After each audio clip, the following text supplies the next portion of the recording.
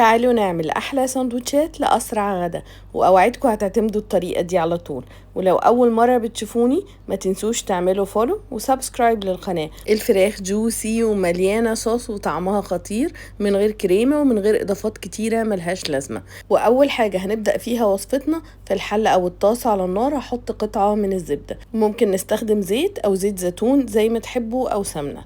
بعد ما الزبدة تسيح كويس هبدأ أنزل الفراخ أنا قطعتها شرايح بالشكل اللي انتوا شايفينه ده، شرايح رفيعة. طبعا قطعوها بالأحجام اللي تعجبكم. استخدمت حوالي 700 جرام من الفراخ.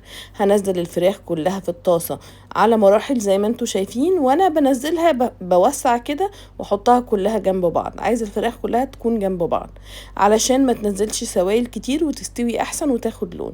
بعد كده هضيف عليها عصير نص ليمونة، وما تقلقوش من الليمون مش بيمرر الفراخ خالص، بالعكس.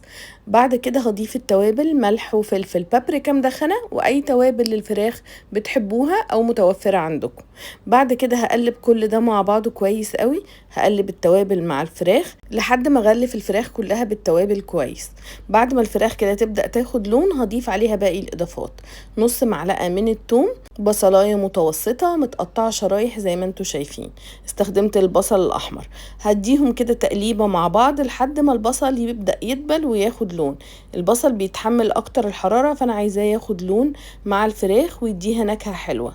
بعد ما هدي البصل والثوم مع الفراخ تقليبة هضيف باقي الإضافات. قطعت هنا فلفل ألوان أحمر وأصفر، وكمان شوية من الفلفل الحار، وطبعا ده اختياري، ممكن من غير فلفل حار. بعد ما هديهم كده تقليبة مع بعض والفراخ تدخل في السوا، محضرة هنا كوباية من اللبن اللي هو الحليب، عليها معلقة من النشا.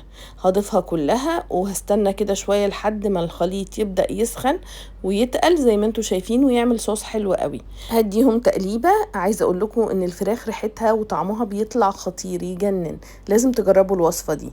الفراخ بتاعتنا خلاص كده استوت وتقريبا الاكلة خلصت. بعد كده بهدي النار تماما وببدأ ارص شرايح الموتزاريلا على الوش. لو مش متوفرة شرايح موتزاريلا ممكن موتزاريلا عادية خالص، مفيش مشكلة. بقفل عليها النار وبغطي وبسيبها دقيقتين 2 بس. وبعد كده بجهز سندوتشات ونبدأ نعملها. خطيرة يا جماعة، سهلة جدا وسريعة وفي حلة واحدة، ومن احلى اكلات الصيف اللي هتجربوها، ومتأكدة هتعتمدوها على طول.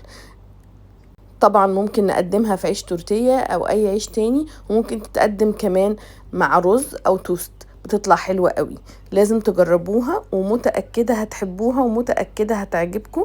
ولو عجبكم فيديو النهاردة ما تنسوش تعملوا له لايك وشير لكل حبايبكم، ومستنية كل تطبيقاتكم.